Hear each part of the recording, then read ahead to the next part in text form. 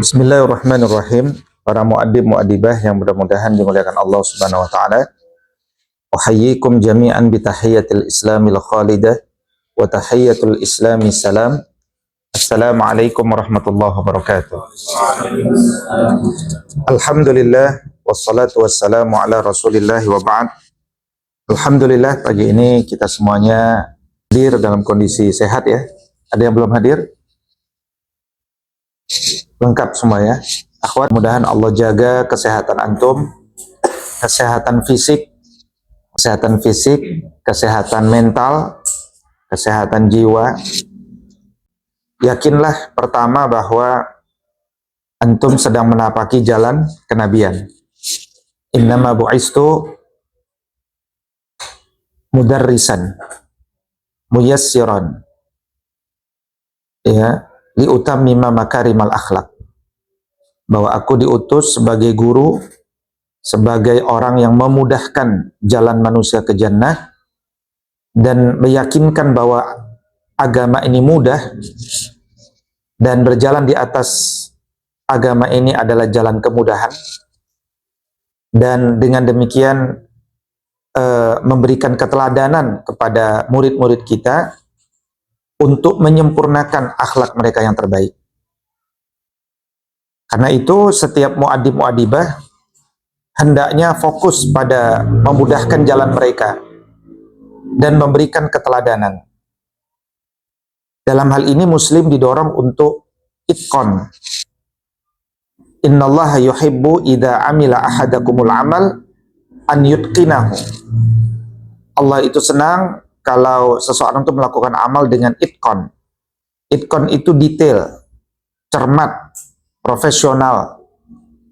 Karena itu jangan kita tinggi-tinggi bicara ingin menegakkan peradaban sebelum kita terbiasa menegakkan adab-adab yang kecil. Adab yang kecil itu apa saja? Sederhana.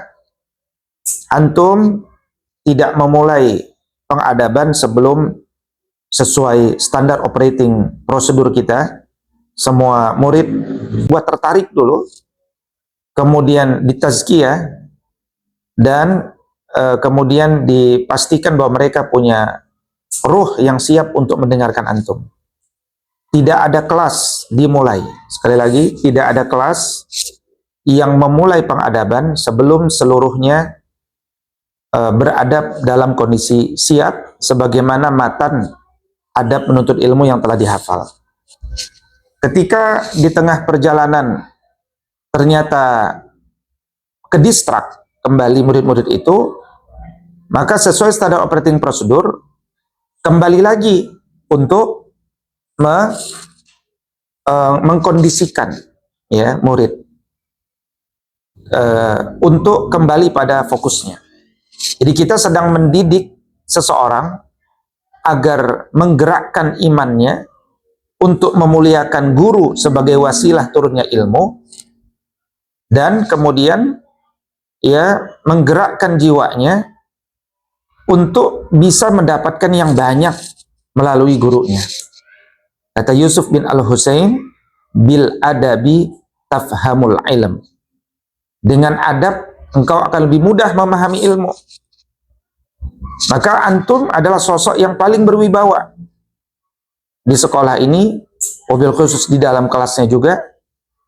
Maka jangan sampai muncul fenomena-fenomena sebagaimana yang banyak terjadi di banyak sekolah, dan itu tidak boleh terjadi di sekolah adab, yaitu guru-guru yang tidak berdaya. Ya, sampai yang paling ekstrim kalau kita lihat, ada guru-guru yang sedang mengajar menulis di papan tulis, di belakang murid ada yang merokok, ada laki-laki yang buka baju, ada yang kemudian bercakap-cakap dan seterusnya, yang paling ekstrim. Dan itu divideokan gitu. Nah, itu yang paling ekstrim. Artinya kalau umat ini dibiarkan dengan tanpa pendidikan, ya jadinya begitu. Kelak dia akan keluar tidak dengan sosok yang beradab, tapi menjadi sosok yang menyesal. Tetapi jangan lupa bahwa trademark ya atau semangat yang kita bawa dalam sekolah ini adalah Guru bisa menegakkan adab tanpa marah, tetapi tegas. Karena marah itu kadang-kadang bisa membuat antum lupa diri. Ya. Bisa saja antum bergerak untuk melemparkan sesuatu yang membahayakan jiwa anak. Nah, sekarang antum perspektif guru. Perspektif guru itu menjaga diri. Makanya trademark itu bukan sekedar trademark. Kita cukup jadikan adab kita bahwa guru tak pernah marah. Jadi kalau Nabi SAW bersabda, pukullah anakmu di umur 10 tahun kalau tidak sholat. Nah, Nabi belum pernah punya sejarah mukul. Itu bahasa saja. Bunuhlah orang yang lewat sutra dengan memaksa. Nabi nggak pernah bunuh orang lewat sutra. Bakarlah rumah yang nggak sholat berjamaah. Nabi nggak pernah membakar. Itu adalah dalam ilmu balaghah itu ungkapan ya, ungkapan makna ketidaksukaan. Ya, ketidaksukaan. Nah, tapi jangan sampai kita yang marah. Kalau kita yang marah, yang rugi kita. Jantung kita benar-benar lebih keras. Itu menyebabkan bisa stroke muda. Kemudian unsur-unsur di kepala ini kabarnya ada yang pecah-pecah juga tuh nanti, putus-putus ya kan, urat. Ya, jadi kabarnya ngarang nih ya. Ya, kabarnya begitu. Jadi kita yang rugi, kenapa dia yang kelihatan nakal, jadi kita yang rugi ya kan. Jadi kita bisa tetap melakukan pengadaban dengan tersenyum tapi tegas. Nah, ini seni. This is the art. Seni, pendidikan itu seni mengubah jiwa manusia. Namanya seni menikmati, memuliakan. Ya. Di Imam An-Nawawi kan menyampaikan dalam kitab At-Tibyan, ya, bahwa ketika engkau melihat muridmu itu bandel sekali, ya kan, ya ubah dia dengan penuh kasih sayang, karena dia melakukan itu karena ketidaktahuannya.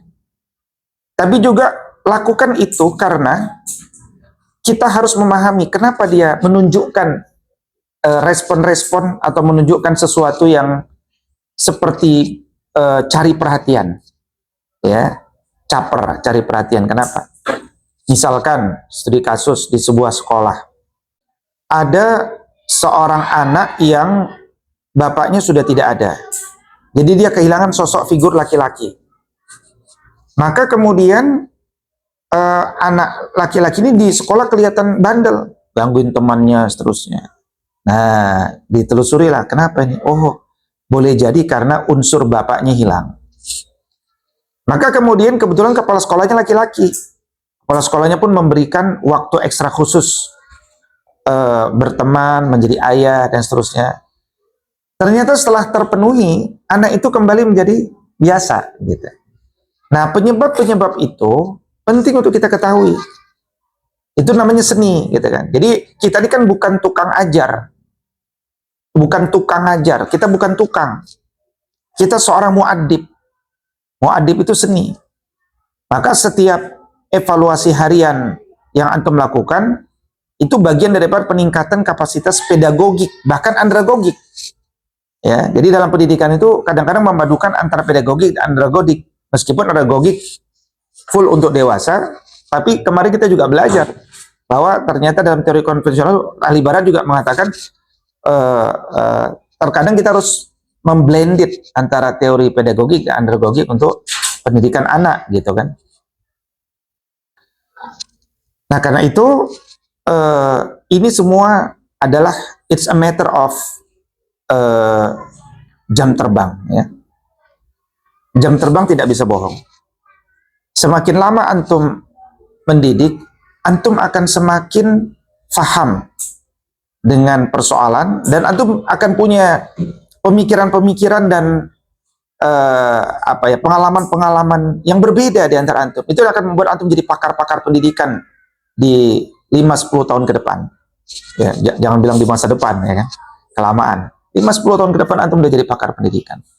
Yang S2 udah jadi S3, ya kan? Yang S2 udah jadi S3, S1 udah jadi S2, pakar pendidikan. Karena itu tidak disebut pendidik kalau antum tidak nulis, gitu. Maka biasakan menulis. Menulis itu jangan dianggap paksaan.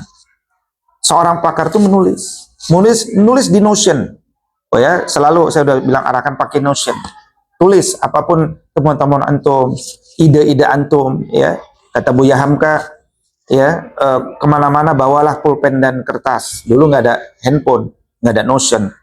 Ketika muncul ide-ide segar, tulis. Nanti ketika punya waktu kosong, kumpulkan catatan antum, buat narasi yang lebih besar. Gitu. Ya, jadi Allah mengilhamkan kepada antum, insya Allah, bagaimana muatan-muatan, kiat-kiat dalam mendidik yang lebih baik. Ya, wattaqullaha wa yu'allimukumullah. Kalau kita bertakwa, maka Allah akan ajarkan ilmu kepada antum. Dan tentu saja itu semua adalah berawal dari kebersamaan kita, ta'awun kita untuk mensukseskan visi daripada sekolah adab. Di mana visi itu apa, Abdul Majid? Melahirkan generasi muda Islami, mengikuti 11 capaian masyarakat muslim pada Quran. Betul.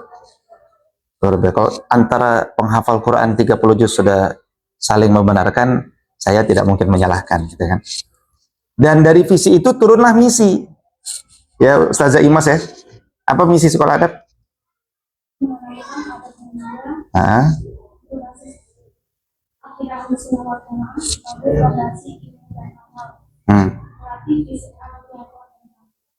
Betul, novel. Nah, kalau udah 30 juz bilang saling di antara mereka betul, saya nggak mungkin menyalahkan ya novel ya.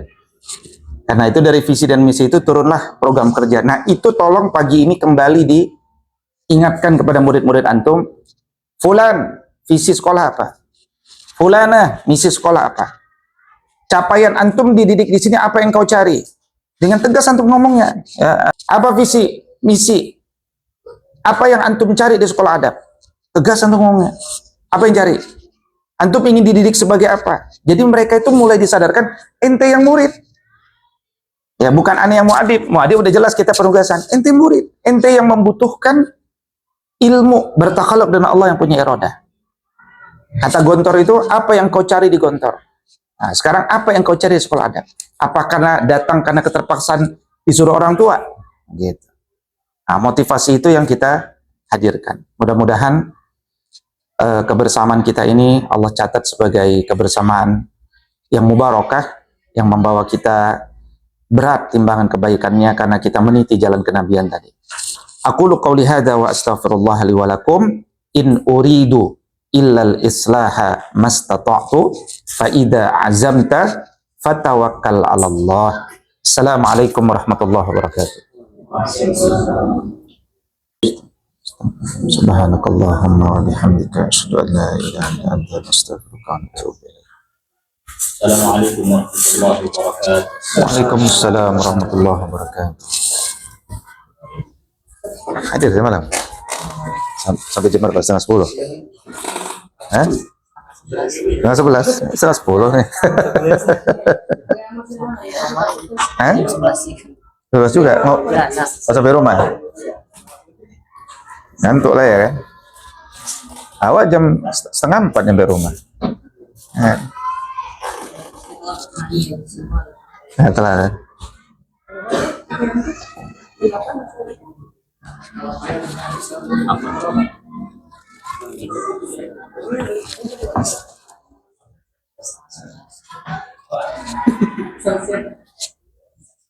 Abdurrahim.